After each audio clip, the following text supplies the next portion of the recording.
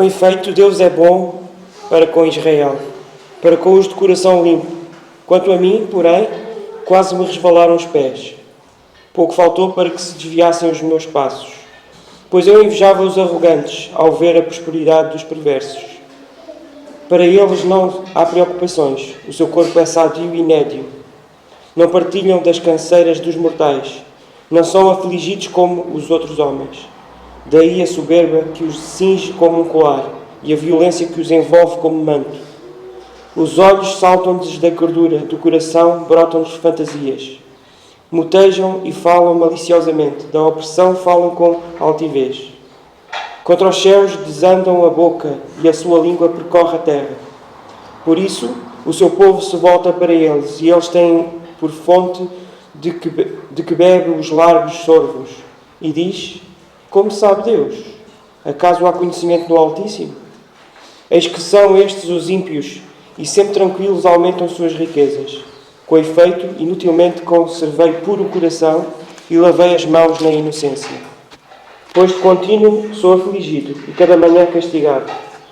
Se eu pensara em falar tais palavras, já aí teria traído a geração dos teus filhos. Em só refletir para compreender isso, achei muita pesada tarefa para mim. Até que entrei no santuário de Deus e atinei com o fim deles. Tu certamente os pões em lugares escorregadios e os fazes cair na destruição.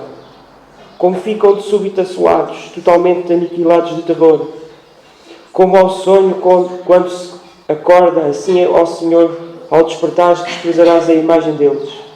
Quando o coração se me amargou e as entranhas se me comoveram, eu estava embrutecido e ignorante. Era como um irracional à tua presença.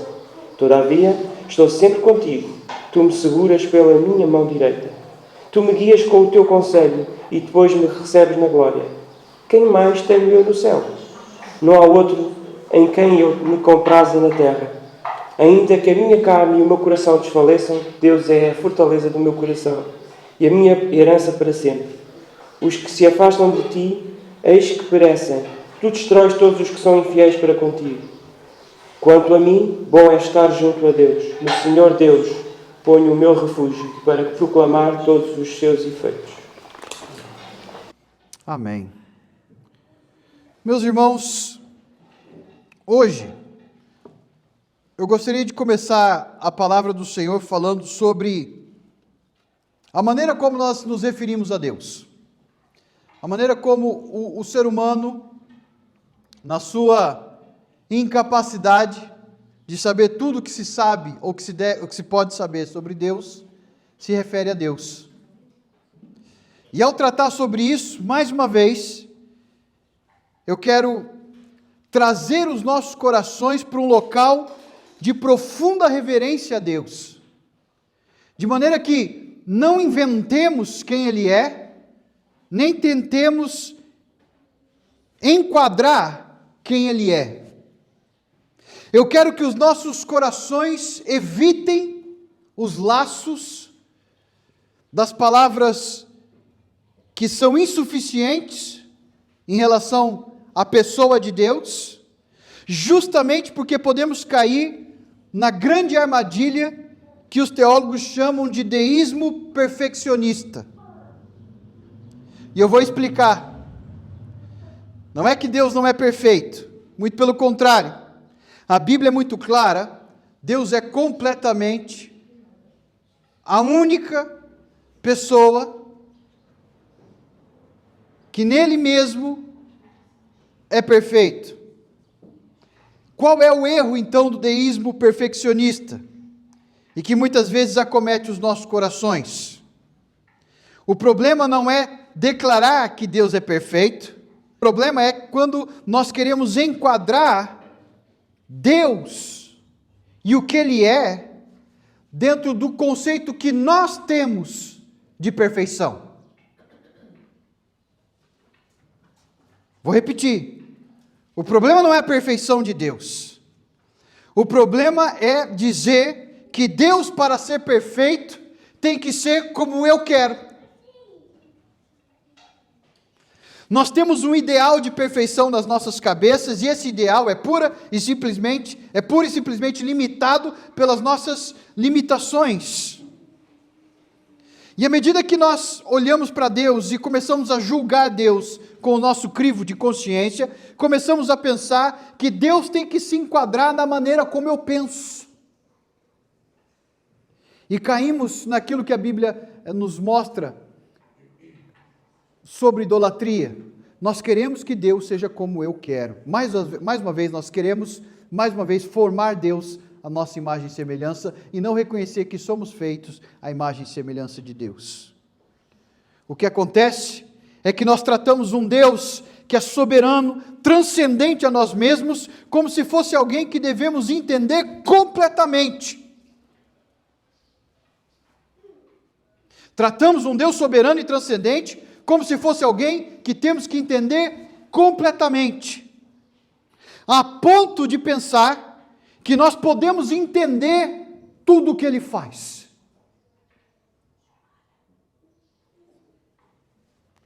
A isso chamo de equívoco. Se tu entendes tudo o que Deus faz, Ele não é Deus. Simples assim. Nós, como cristãos, abraçamos não somente aquilo que sabemos sobre Deus, mas também aquilo que é misterioso sobre Deus. Não tentamos esquadriar Deus nas nossas mentes, porque sabemos que há uma diferença transcendente entre criatura e Criador.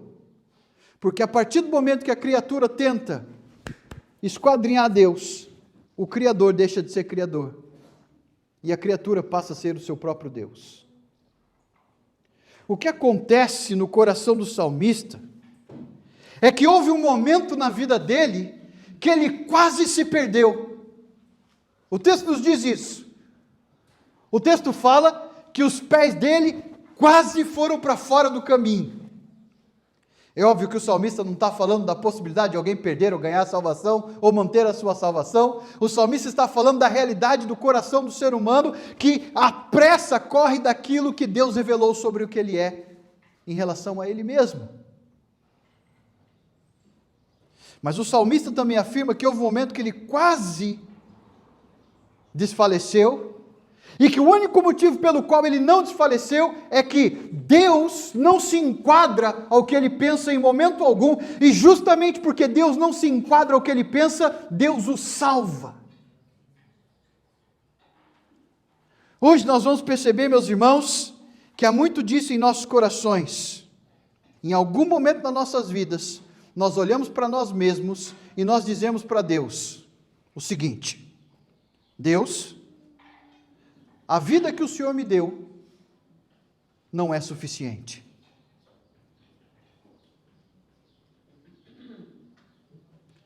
Deus, a vida que o Senhor me deu não é a melhor vida que eu poderia ter. Deus, eu gostaria de ter a vida de outra pessoa. E quando nós fazemos isso, o que nós realmente estamos fazendo é tentar formatar quem Deus é e o que Ele faz de acordo com os nossos ideais. Esse sentimento é tão perigoso que o salmista disse que esse sentimento para ele lembrava ele de morte. É como se ele estivesse contando para a gente o dia que eu quase morri de inveja. O começo do salmo é isso. Deixa eu contar para vocês o dia que eu quase morri de inveja. Por quê? Porque eu tentei fazer Deus quem eu quero que Ele seja.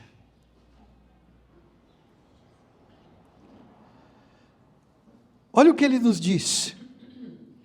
Olha como isso acontece com os nossos corações, e à medida que nós lemos o texto, eu tenho certeza que todos nós vamos nos identificar com o que está acontecendo com o salmista. Olha só, com efeito Deus é bom. Ele é bom para com Israel. Esse salmista sabe quem é Deus, ele sabe da natureza intrínseca de Deus ser bom e tudo que ele faz ser perfeito, ele sabe de tudo isso. E ele começa a dizer isso: Deus é bom para Israel. Mas olha o que ele diz no versículo 2: quanto a mim, porém. Vocês já perceberam que há um tom aqui no salmista, que ele diz assim: Deus é bom com todo mundo que na igreja, menos comigo. Houve um momento na história do salmista que isso passou no coração dele: Deus é bom com todo mundo que na igreja, menos comigo. E ele começa a contar para a gente: mas eu, porém, quase me resvalaram os pés, pouco faltou para que se desviassem meus passos. Ele está dizendo: olha, minha vida quase foi. A ideia de resvalar, faltar os passos, é a ideia de morte. Como eu disse, ele disse aqui: Deus é muito bom para Israel, mas quanto a mim, parece que não é a mesma coisa comigo. E deixa eu contar um dia para vocês, em que esse pensamento quase me matou de inveja. E aí ele começa a explicar como isso aconteceu. Eu invejava os arrogantes ao ver a prosperidade dos perversos. E aí vem aqui uma ironia. Irmãos, parece que o salmista tinha Instagram. Parece que o salmista tinha Facebook. Parece que o salmista estava assistindo alguns vídeos de YouTube, onde a vida das pessoas são perfeitas. Essas pessoas não têm preocupações. O seu corpo é sadio. Isso aqui realmente o salmista tinha Instagram, né?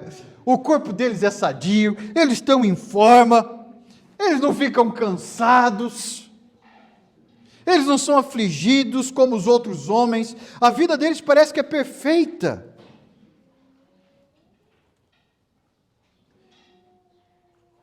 A soberba que os cinge como colar é a violência que os envolve como um manto. Ele está usando aqui de uma expressão para mostrar para a gente que há uma certa agressividade nessa pintura tão irônica do que é a vida perfeita das pessoas que não são nós.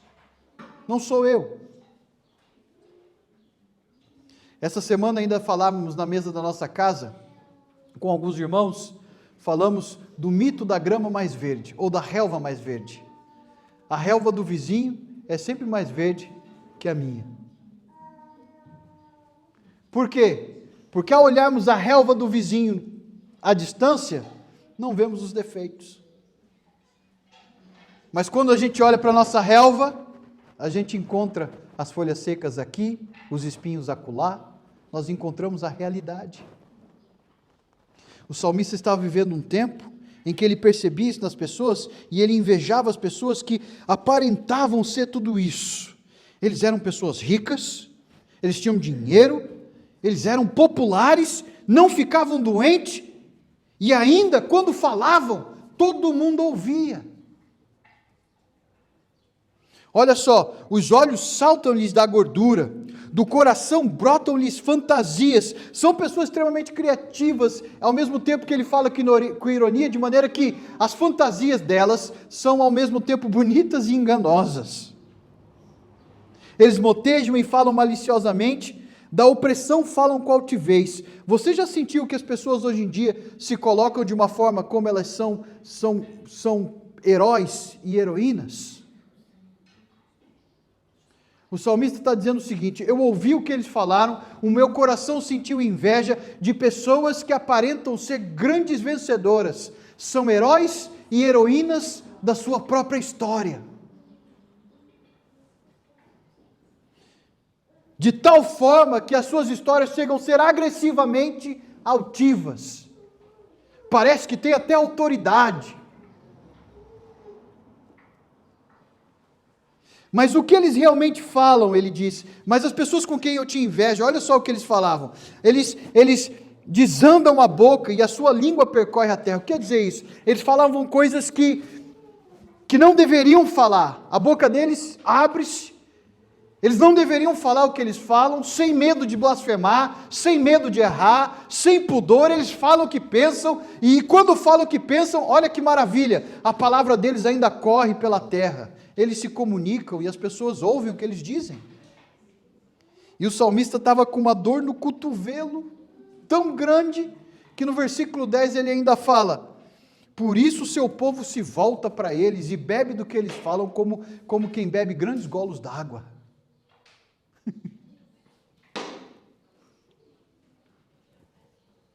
Confesso para os irmãos que já passei por isso como pastor, já passei pelo sentimento desse salmista, como todos os irmãos aqui já passaram por isso.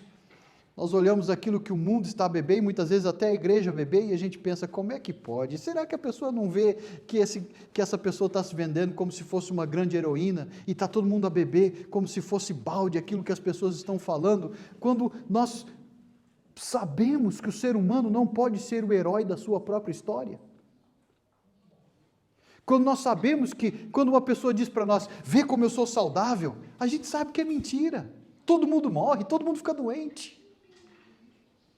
Quando as pessoas falam, vê como eu sou inteligente, vê como eu ganho dinheiro, a gente sabe que a questão da providência de Deus está nas mãos de Deus, e quando alguém tem é porque Deus dá. A gente sabe de tudo isso, mas no fundo, nós preferimos deixar a amargura da inveja, o sentimento de querer aquilo que não sou eu, em outra pessoa, e pior, nós não só não agradecemos quem nós somos, nós queremos ser outra pessoa, sabendo que a outra pessoa está mentindo sobre ela mesma.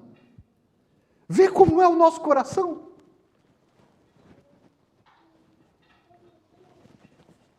O nosso coração é isso.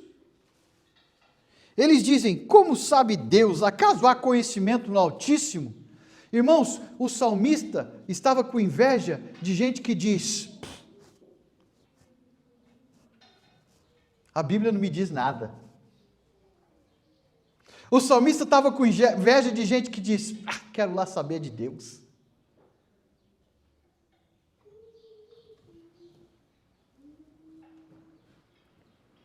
O salmista estava com inveja de gente que pensa que Deus é um ser que não é inteligente. Acaso há conhecimento no Altíssimo?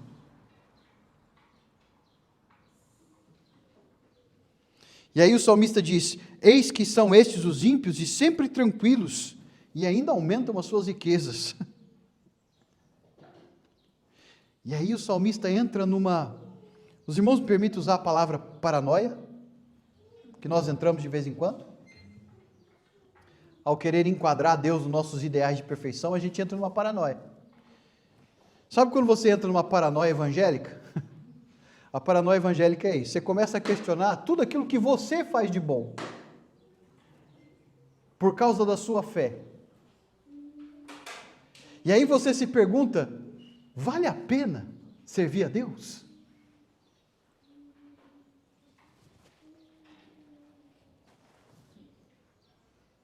O problema de comparar nossa vida com as das outras pessoas, é que ao compararmos aquilo que idealizamos, consequentemente, afrontamos a Deus, como se Ele tivesse errado ao nos entregar a nossa vida. Os irmãos entenderam o que eu falei? O problema de nos compararmos com outras pessoas, a vida perfeita que elas apresentam, é que, consequentemente, nós falamos para Deus, a vida que o Senhor me deu está errada e não é suficiente.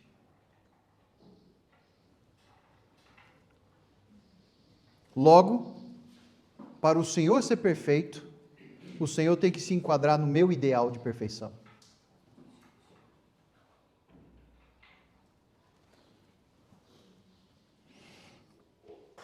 Olha o que ele diz no versículo 13: com efeito, inutilmente conservei o meu coração puro e lavei as mãos na inocência. Inutilmente, pois continuo, sou afligido e cada manhã castigado. Esse é o versículo 13 e 14, ele explica para nós o que ele sentiu. Eu continuo e sou castigado. Geralmente, quando entramos nessa crise, nessa paranoia, a primeira coisa, e os irmãos sejam sinceros comigo e consigo mesmos, a primeira coisa que nós questionamos é aquilo de bom que Deus tem feito em nossas vidas, através de nós também.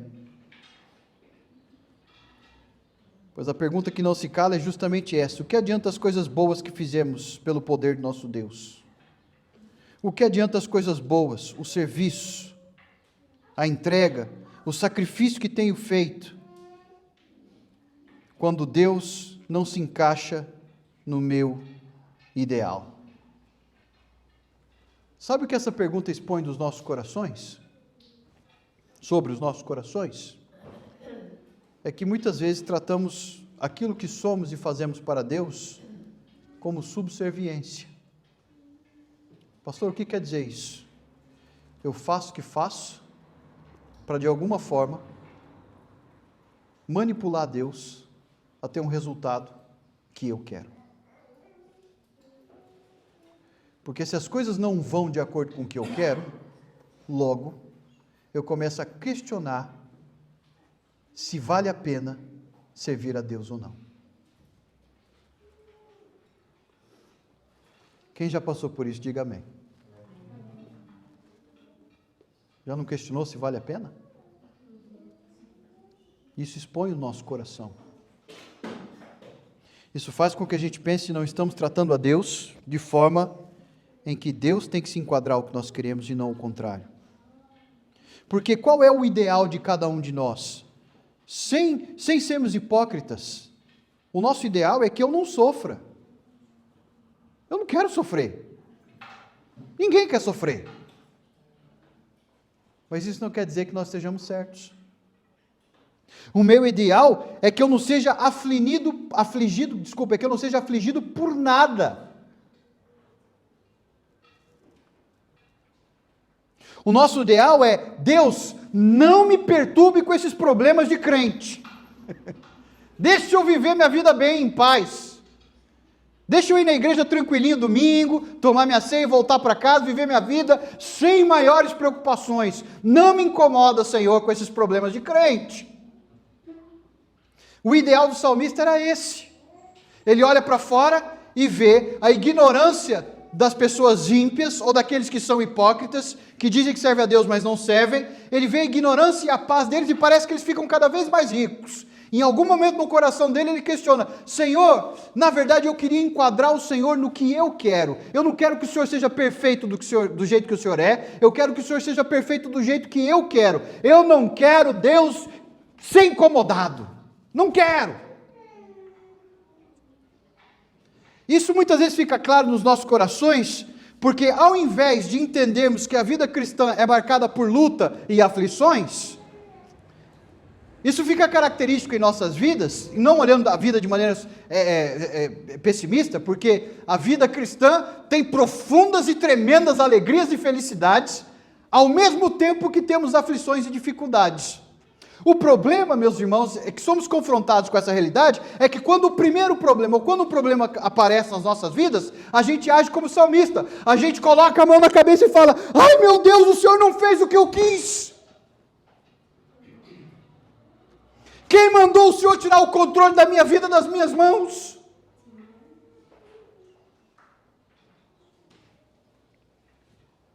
Meu Deus, deixa eu ser crente, popular e rico. E fica tudo certo. Quem não queria tudo isso? Eu quero ser crente, popular e rico. Se Deus fizer isso, Ele é perfeito. Só que não. O salmista disse o seguinte: se eu continuasse nesse caminho, se eu falar, se eu pensar em colocar para fora aquilo que estava no meu coração, está no versículo 14, se eu tivesse colocado para fora aquilo que estava no meu coração, ok? Eu teria traído, ouve o que eu vou dizer, eu teria traído os meus irmãos.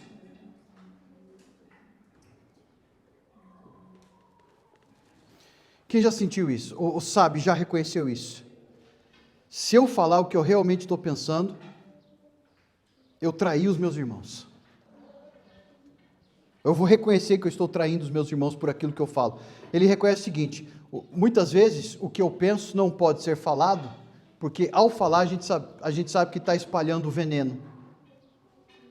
É melhor resolver o veneno dentro do nosso coração do que trair a Deus dessa forma e trair os nossos irmãos.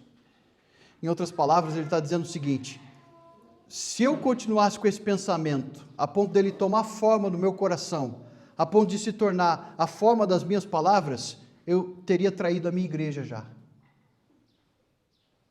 E vê para ele que aqui, o salmista, ele coloca as coisas nesses termos: trair Deus e trair a igreja é a mesma coisa.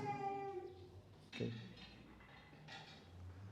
Ora, se um dia um dos nossos filhos, ou um dos meus filhos trair a minha esposa, não ser fiel como filho à minha esposa, ele vai estar traindo o pai também. Concorda comigo? É nesse sentido a relação de Deus com a sua igreja, a traição de um é a traição do outro. Ele fala que se ele continuasse isso, ele ia trair Deus. Por quê? Quando eu tento idealizar o que Deus deve fazer, geralmente não, desculpa, eu vou usar a palavra correta. Quando eu tento idealizar o que Deus deve fazer, eu tento apagar quem Ele é. Quer que eu repito? Quando eu tento idealizar o que Deus deve fazer, eu tento apagar quem Ele é. Nós não devemos tratar um Deus soberano, perfeitamente bom e injusto que faz, tudo justo que faz, como se fosse alguém que deve se enquadrar em nossos desejos. Muito pelo contrário, devemos constantemente dobrar os nossos joelhos, reverentemente e dizer constantemente: o Senhor é Deus e eu não. O Senhor é Deus, o Senhor é Criador, o Senhor é soberano, o Senhor é transcendente e eu não. Eu sou humano. Sou eu que tenho que me enquadrar o que o Senhor quer para a minha vida, e eu tenho que ser grato por cada fôlego de vida que o Senhor me dá, por cada realidade que eu vivo, porque tudo vem do Senhor. E você pode se perguntar: mas como é que eu faço isso, pastor? Se esses pensamentos tomam conta do meu coração, e eu vou dizer para você mais uma vez: sozinhos nós não conseguimos domar o nosso coração. É óbvio que é a obra do Espírito Santo. É óbvio que é a obra do Espírito Santo através da igreja, porque olha o que acontece no texto. O texto fala o seguinte: eu comecei a refletir sobre essas coisas, no versículo 16, para compreender tudo isso, e achei isso difícil demais para mim. Eu não consegui esquadrinhar na minha cabeça como é que as pessoas que não são de Deus estão vivendo assim, com essa aparente felicidade, e as pessoas que são de Deus estão sempre nessa luta diária. Eu não consegui esquadrinhar isso na minha cabeça. Ele sabe que ele não consegue fazer isso. A gente sabe que esse salmo é um salmo de Asaf. Asaf era um sacerdote. Então o que ele faz? Ele coloca, ele coloca os sapatos de sacerdote dele, coloca a sua roupa de sacerdote e vai para a igreja. Vai para o santuário. Quando ele chega no santuário, a Bíblia fala: eu entendo agora. Agora eu vejo. Eu não estava me lembrando do fim deles.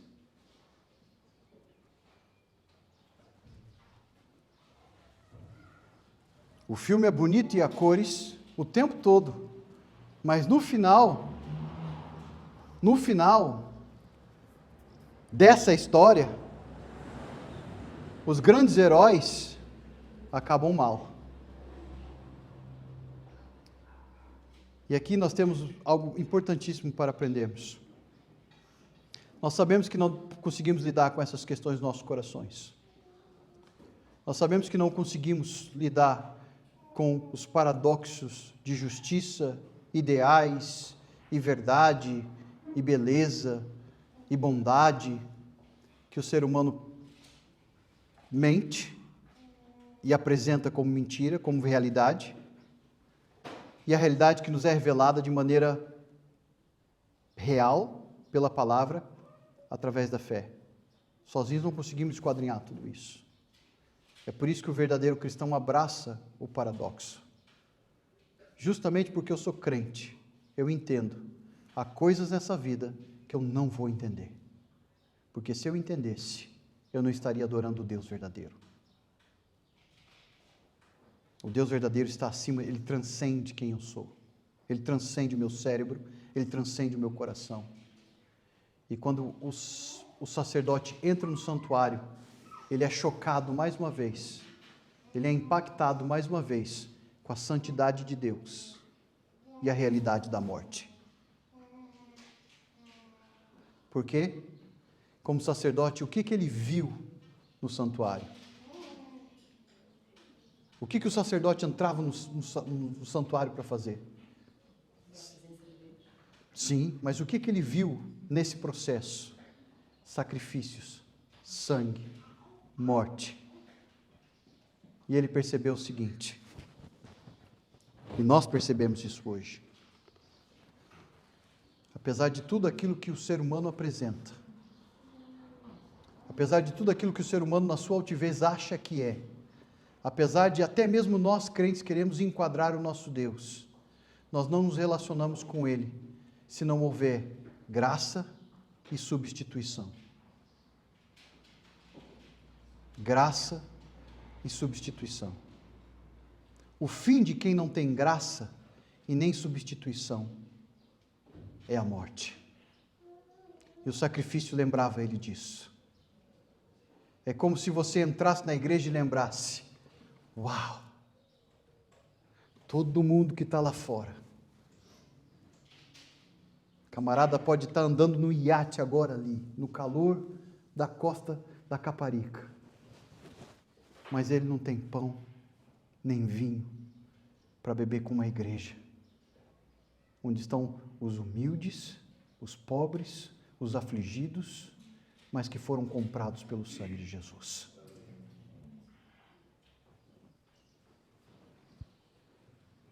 Talvez a nossa foto do Instagram não seja tão bonita, mas ela é real. O que o salmista viu foi a realidade. Quem não tem sangue, quem não tem substituição, quem não recebe a graça de Deus pelos meios que Deus determinou, não tem nada.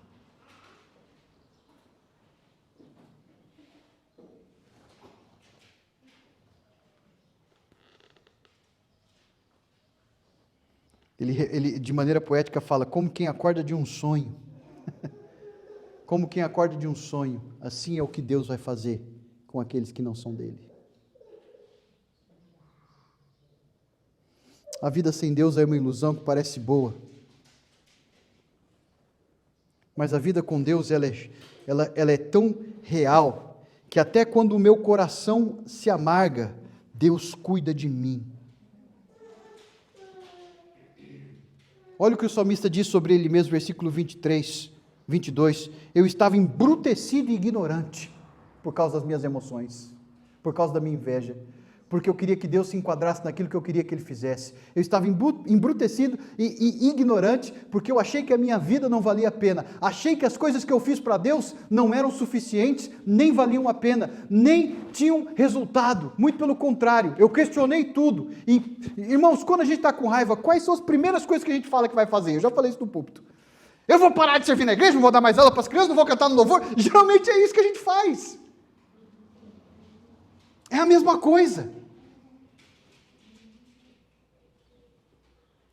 Mas até lá, na minha irracionalidade, o salmista diz, até na minha irracionalidade, vou usar as palavras mais de um calão mais popular, até na minha burrice, Deus estava comigo. Não é confortante isso, meus irmãos? Saber até no momento em que eu estou bruto, amargo de coração, e lameado pela minha ignorância, cercado pelas emoções burras que eu tenho, Deus está comigo. E ele diz, o Senhor estava comigo, o Senhor me segura pela minha mão direita. O Senhor me guia com o teu conselho, o Senhor fala comigo, ele diz. O Senhor fala comigo e o Senhor mesmo me recebe na glória. Que versículo maravilhoso, irmãos. Deus falou comigo quando eu me converti, Ele abriu os meus olhos, eu vi a glória de Deus. Eu vi Cristo crucificado, eu vi a ressurreição, não de maneira física, é óbvia, mas nós vimos tudo isso. Deus fala comigo na nossa salvação. Nos momentos mais burros da minha vida, Deus falou comigo. Nos momentos mais embrutecidos da minha ignorância, da minha ânsia de justiça própria, Deus fala comigo. E esse tempo todo, Deus falando comigo, depois de tudo isso, lá do outro lado da eternidade, Ele ainda me recebe e fala: vem, meu filho. Foi Ele que fez tudo isso. E ainda um dia, depois de ter feito tudo isso, é Ele que vai abrir os braços e vai dizer: vem, meu filho, entra na minha glória. Tu chegaste cá. Sabendo que a gente não chegou lá, se não fosse por Ele.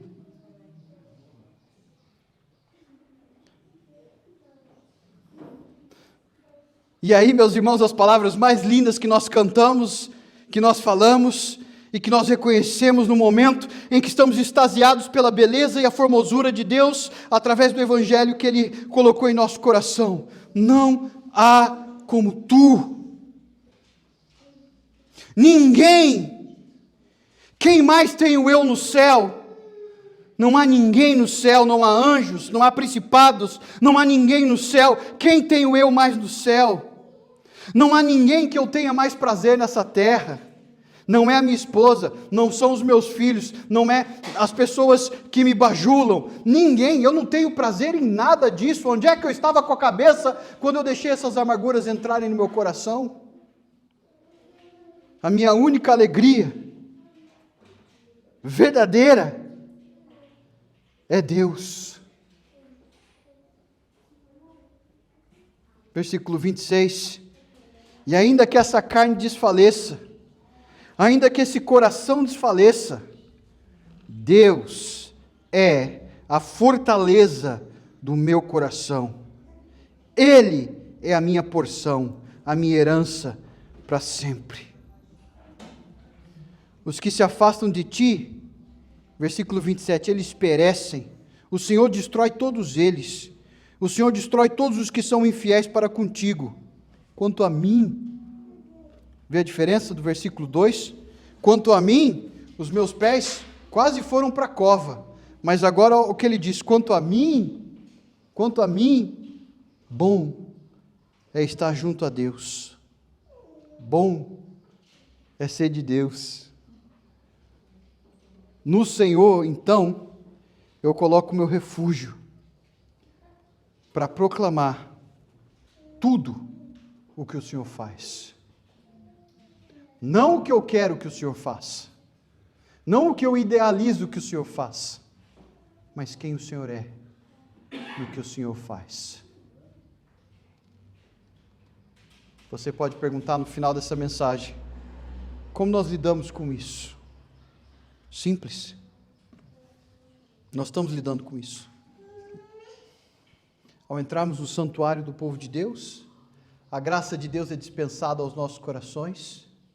Ao nos alimentarmos do pão e do vinho, nós vemos quem Ele é, e o que Ele faz, e o que Ele fez, e o que Ele sempre fará. Porque até na minha mais ínfame, bruteza, dissabor, amargura, burrice, até lá, por causa do sangue e do corpo de Cristo, até lá, Ele está comigo. Até lá. E é assim que nós vamos preparar os nossos corações para a ceia do Senhor. Peço que os irmãos, nesse momento, uma oração silenciosa em exame próprio, fiquem em pé e comecem a orar ao Senhor, preparando os vossos corações para esse momento solene, em que nós vamos alimentar as nossas vidas com quem Ele é. Nós vamos comer o pão e beber o cálice, porque Deus é bom. Porque Deus Pai, Deus Filho, Deus Espírito é perfeito, não segundo os nossos ideais, mas segundo a única verdade que existe, que transcende cada um de nós, a verdade de Deus. Vamos comer e beber verdade.